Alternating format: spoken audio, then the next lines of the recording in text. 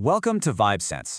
Today, we're diving into a story that honestly feels like it's been ripped straight from a spy movie, but it's all too real. It involves one of India's most secret military locations, so let's get right into the Mahendra Prasad case. All right, so picture this. We're in Jaisalmer, right near the Chandin Field firing range.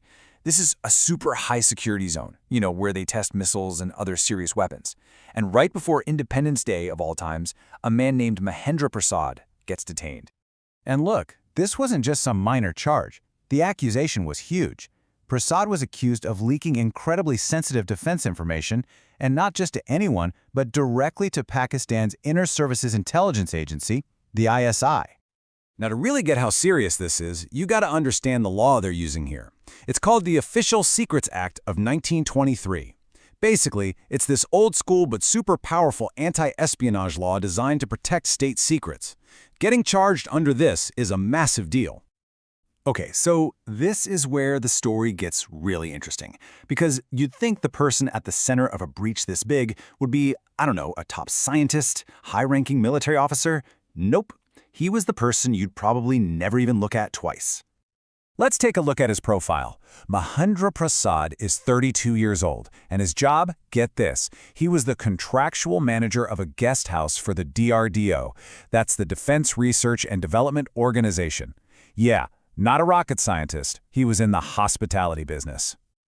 And that just brings up the biggest, most mind-boggling question in this whole thing, right?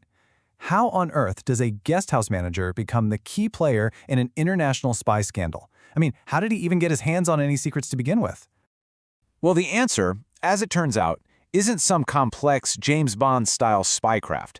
It's actually all about the technology that you and I use every single day. The whole method was shockingly simple, but also incredibly effective. The main tool here, the weapon in this so-called espionage, it wasn't a hidden camera in a pen or some secret transmitter. It was just a smartphone. A regular smartphone. That little device in his pocket gave him the power to collect and send sensitive data from inside one of the most secure places in the country. And if you look at what was allegedly being sent, it's wild. We're talking PDF guest lists, so names, ranks, phone numbers of important people visiting.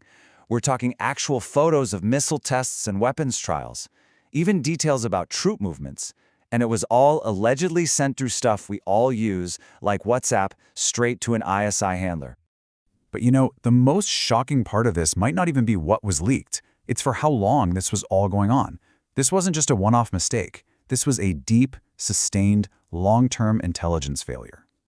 5 years. Just let that sink in for a second. For approximately 5 years, sensitive information was apparently just flowing out of one of India's premier military testing sites, and nobody knew. That is an absolutely staggering amount of time for a breach like this to go completely unnoticed. So the fallout from this is, it's huge. This whole case has basically put a giant spotlight on some really serious vulnerabilities in the system. Everything from how they hire and vet contract workers to how effective surveillance actually is at these sensitive sites. It's a massive wake-up call about the threat from the inside. But here's the thing.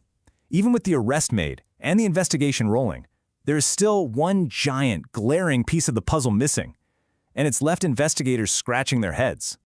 This is what's so bizarre about it. You see, on one side, they've got the evidence. They have 2 of his phones, they found the digital chats, the guest lists, they know the how.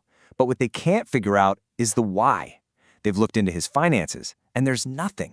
No big suspicious payments, no clear money trail. So, the motive? It's a total mystery. So, what's next? Well, first, the interrogations are going to get even more intense, right? They need to figure out just how deep this leak went. After that, a very tough court trial is pretty much guaranteed. But the biggest thing? This is almost certainly going to force a complete rethink of security rules for anyone, especially contractual staff working near these critical sites. When you really boil it down, this whole case just goes to show you how modern espionage can use the simplest things, a phone, an overlooked job, to cause massive damage. And it really makes you wonder, doesn't it?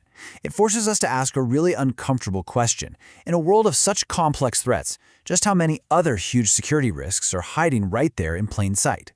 Thanks for watching VibeSense.